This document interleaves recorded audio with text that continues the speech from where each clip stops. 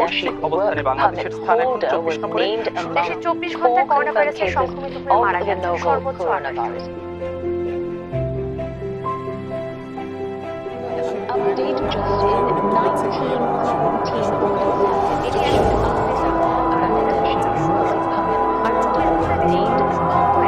1914 cases of the novel coronavirus.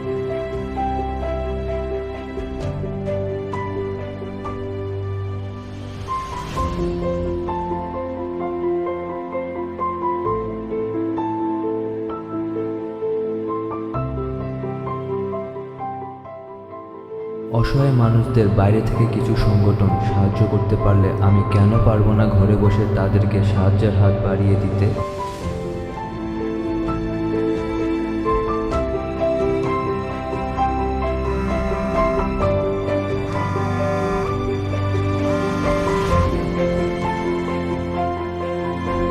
Hello দোস্ত, কি খবর? এই তো দোস্ত, ভালোই আছি। কি করছিস তুই? ল্যাপটপে একটু কাজ করতেছিস দোস্ত। তোর কথায় তো বোঝা যাচ্ছে তুই একটু ডিপ্রেশনে আছিস রে। হ্যাঁ দোস্ত, তুই ঠিক বুঝতে পারছিস।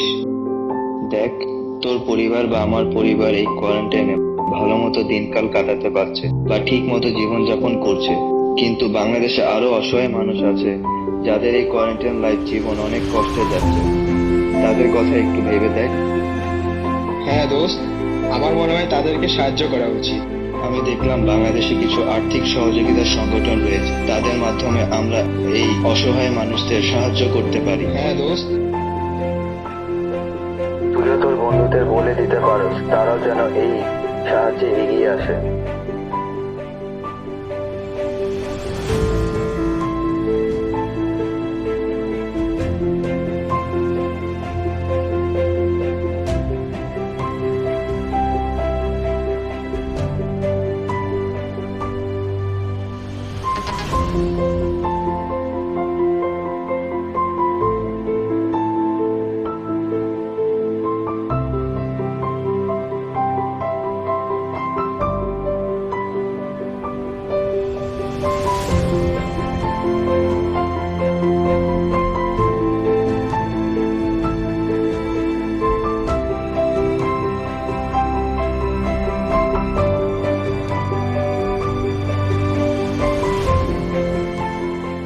দেশের এই দুর্যোগময় পরিস্থিতিতে আসুন আমরা সবাই অসহায় মানুষদের পাশে দাঁড়াই।